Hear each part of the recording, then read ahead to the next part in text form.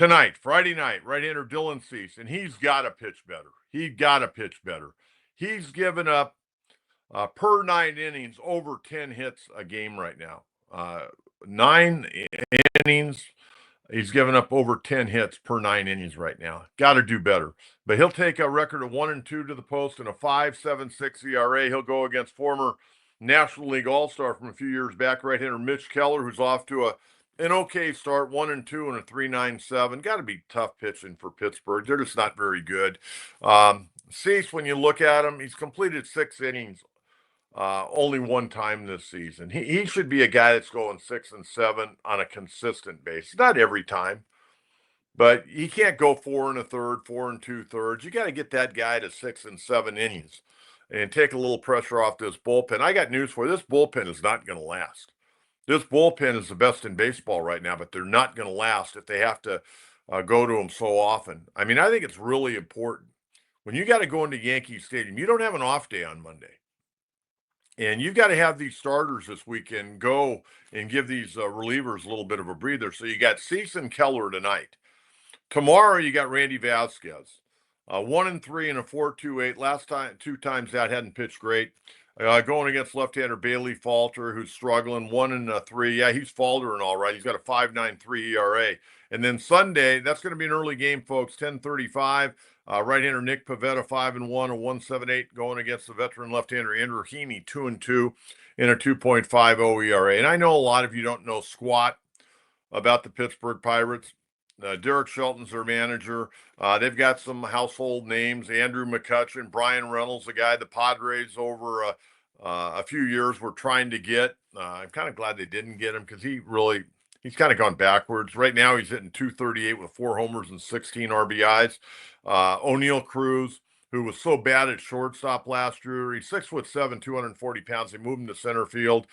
He can launch the ball a long ways, but right now he's hitting .252, 8 homers, 17 RBIs.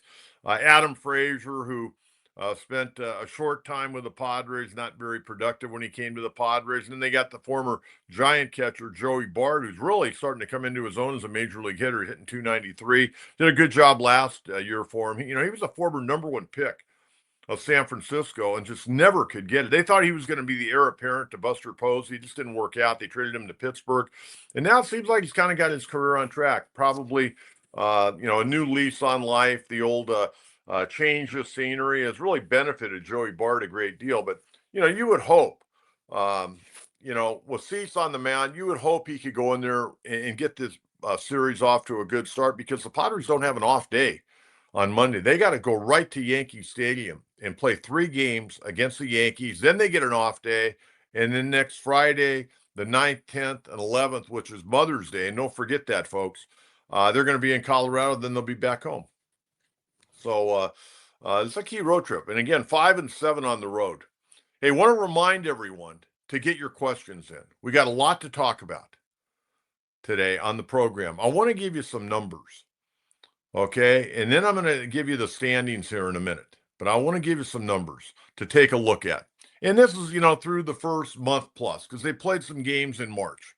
And we're going to just kind of take a look at a few of the interesting numbers. I know a lot of you out there really enjoy numbers, and we don't do this very often. We'll probably do it once a month. Once the month ends, we'll give you some numbers that make sense. Again, Padres 19-11 at Petco Park. Now they're 14-4. Road, as I mentioned, they're 5-7. In the month of March, they were 5-0. In the month of April, they were 3 games over 500. And that was a skid where they dropped 8 out of 11.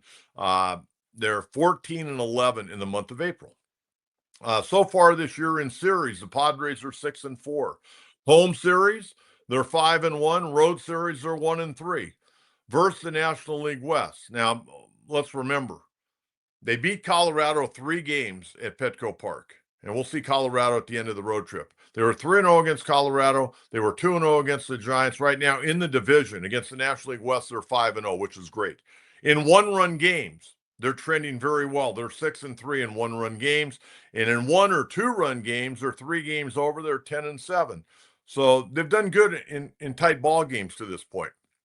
Now, I want to show you some numbers here that I guess they're a little bit concerning to me. I mean, we know no ball club is perfect. even the great Dodger ball club, they're not perfect. They got their problem. They got all kinds of pitching problems.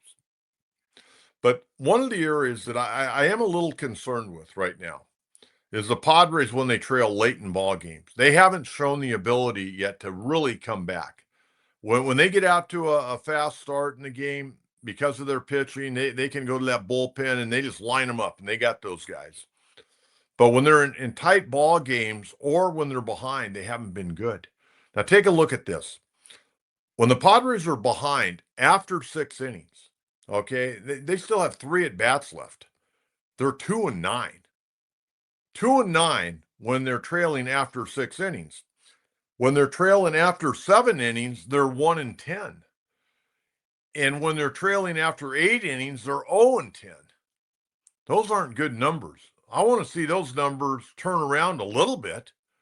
I mean, when they're trailing after 8 innings, they're 0-10. They haven't had a come from behind ninth inning victory. So that has to change. And you think about last year, how many walk-offs they had, how many games they won late.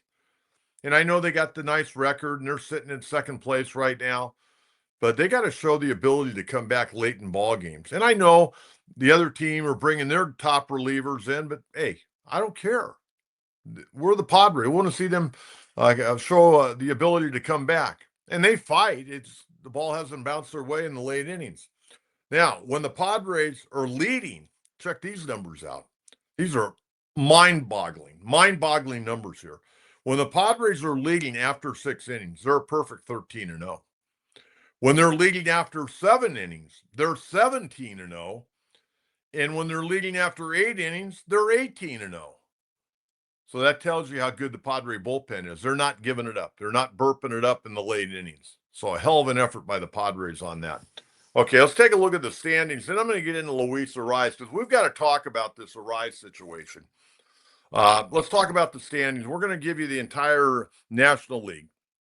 The Mets, they got beat yesterday, by the way. Arizona got them yesterday, but the Mets playing great baseball. 21-11. They got that 3.5 game lead over Philadelphia. Philadelphia is not going away. They got a really good pitching staff. They're going to be there for the duration. The Braves are trying to find their way back to 500 or better. They're at 14-16 after just a miserable start. They're 6 games back. The Nationals at 14-18. And then you got the Miami Marlins at 12-18, 8 games back. Now the Central, I think the Cubs are going to win that division. I really do. They've got a great offense. I'm not sure they've got the pitching they need, but they can outscore a lot of opponents. And they beat up Paul Skeens and the Pirates yesterday. 19-13 for the Cubbies. Cincinnati Reds, I'm not really a believer in the Reds, but they're kind of hanging in there right now at 17-15, 2 games back. Milwaukee, they're going to continue to battle. They're 16-16. The Cardinals, man, I wonder how long Oliver Marmol's going to be there. I would think they may try to get him through the year, but if they don't do something dynamic, I think they're going to let him go. And there's going to be a change there in that St. Louis organization. John Mozeliak, this is his final year running the show with the Redbirds. 14-18 right now for the Cardinals, 5 games back. And then you got the Buccos at 12-20, 375 winning percentage. Man, that's just awful.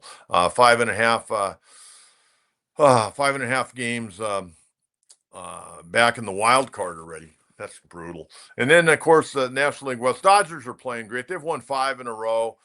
They go back out on a road trip. They're going to be in Atlanta over the weekend. They're 21-10. Padres sitting at 19-11, a game and a half back. Giants got beat. They let that game slip away on Thursday night to Colorado. They were up 3-1, couldn't hold it. 19-13.